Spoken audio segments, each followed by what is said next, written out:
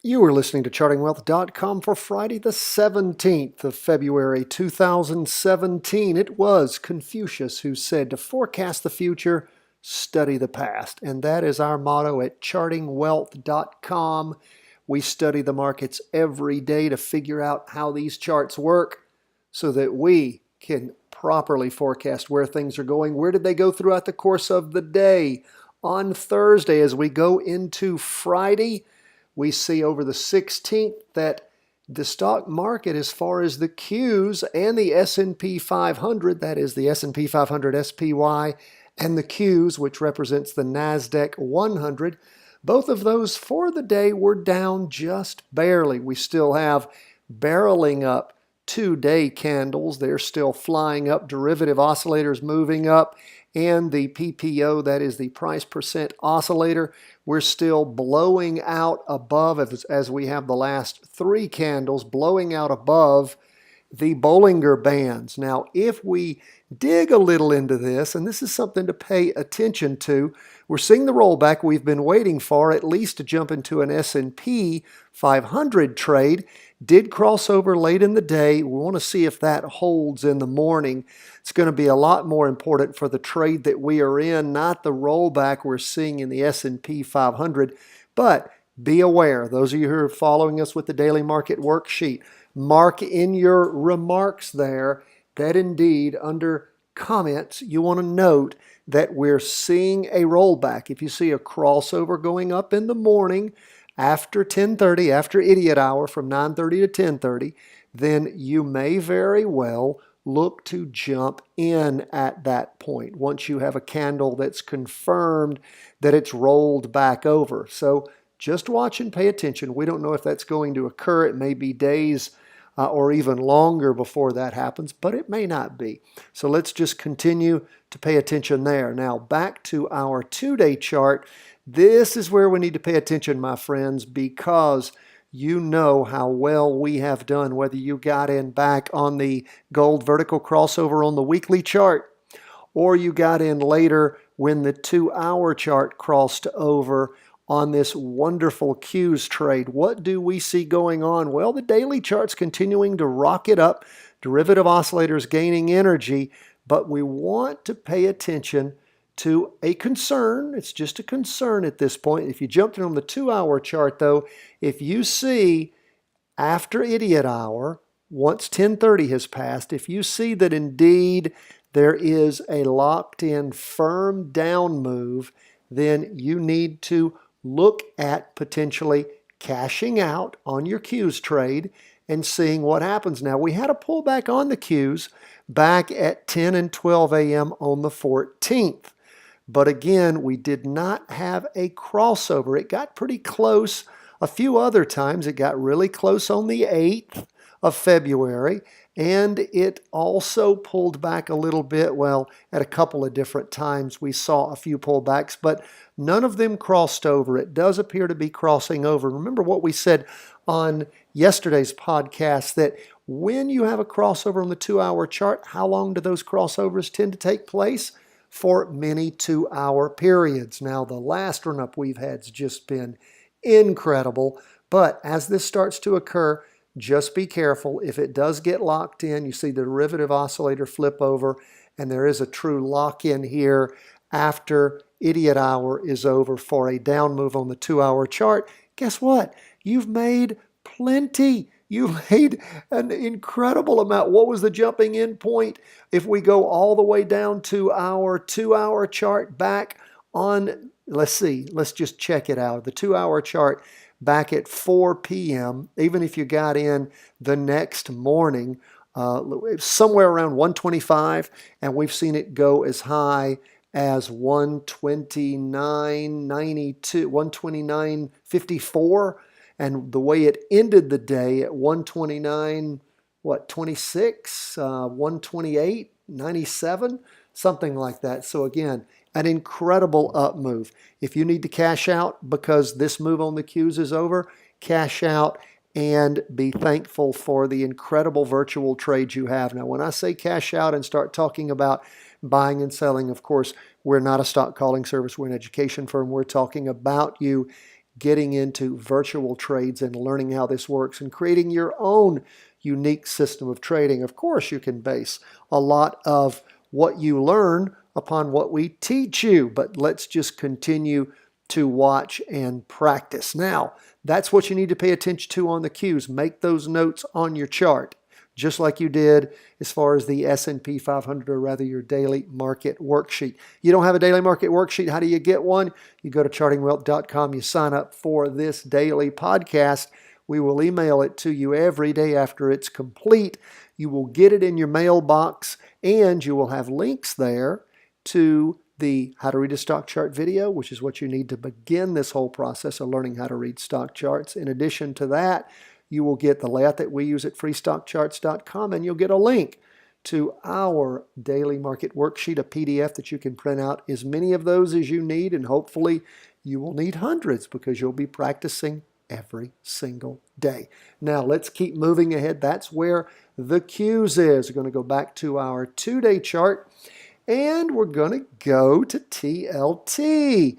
What is TLT doing? Remember, we had a weekly crossover recently. If we take a look at the weekly chart, we can see, I have to spread it out a little bit for those who are watching instead of just listening. We had a weekly crossover occur on the week ending the 3rd of February.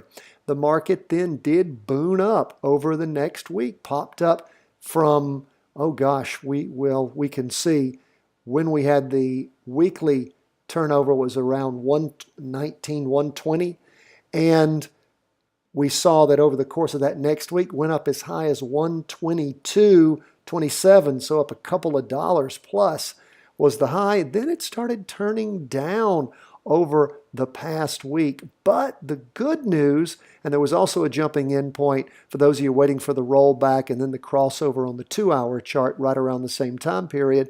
Then what did we see happen? Well, we saw, and again, we still have confirmed up moves on the weekly chart and on the 2-day chart, although we have crossed, we've seen our 2-day trend line broken, but we haven't had it flip over going down yet. What's interesting about what happened during the course of the day on Thursday as we go into Friday is that we did have a crossover. Some of you may have gotten in around 2, rolled back a little bit in the afternoon, although the derivative oscillator continued to accelerate, and we see that the PPO is continuing to go up in the morning. Again, another thing for you to watch, and you can do all this at 10:30, okay? 10:30, 11. I want you to pay attention to what happens in the morning. Is this up move confirmed? Remember how strong that weekly chart is. Once we have a crossover, as we did on the weekly chart, there back on the 3rd of February, that is a powerful, powerful indicator. Once the PPO, the price percent oscillator, crosses over on that weekly chart, it's like a massive tsunami wave. And again, that tsunami wave can die out, but typically the rebounding effects of it are strong, powerful, and long-lasting. We saw that tsunami kick up a big wave on the 2-hour chart, then it crossed over and petered out, but we may see a backwash occurring and it may start shooting up again.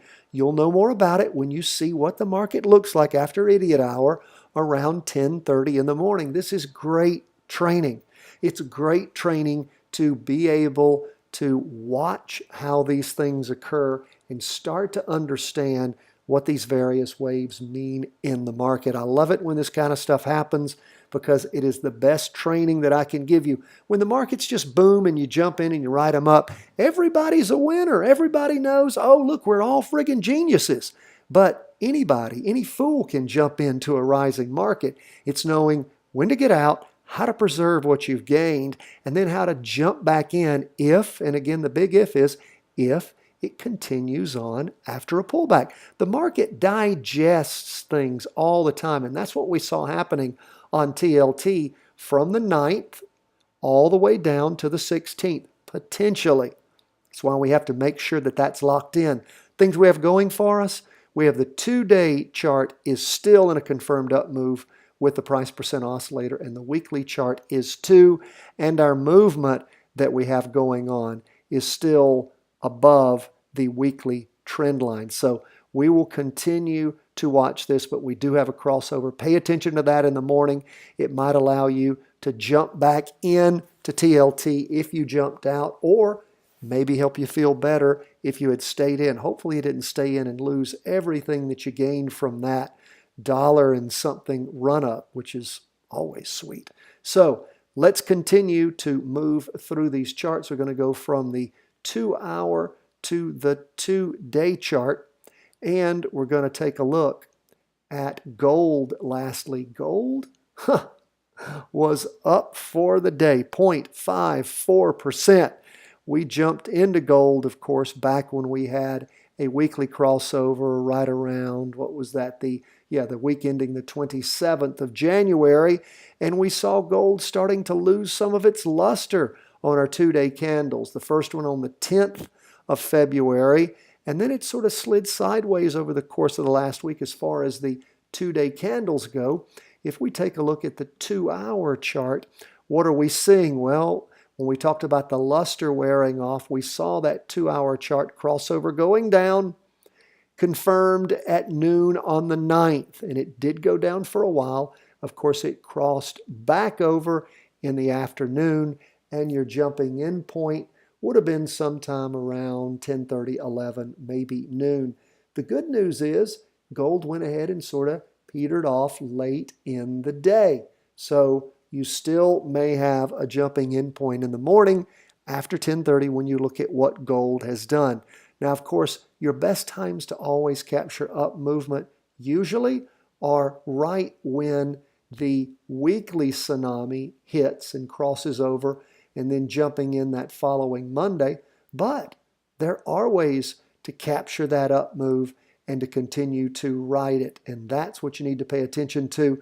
The 2-hour chart and the weekly chart are still moving up, and that is always a good sign. So you have a lot to do on a Friday morning to just check out what's going on. So pay attention to all these charts, fill out your daily market worksheet, see what you can learn in the morning around 10:30, and we will discuss more and more of this after the market closes on Friday when we do our comprehensive review and forecast of the entire past week and the coming week. Thanks so much for being with us. God bless you. If you don't already have our emails on a daily basis, you need them if you care about learning to read these stock charts, which are roadmaps to the future. They allow us to trend follow.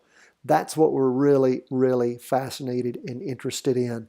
And you can see from the successes we've been having with our virtual trades over the last 2 months since the beginning of the year. Of course, January, great, up 5.15% from our buying points to our highs on just the Qs and gold.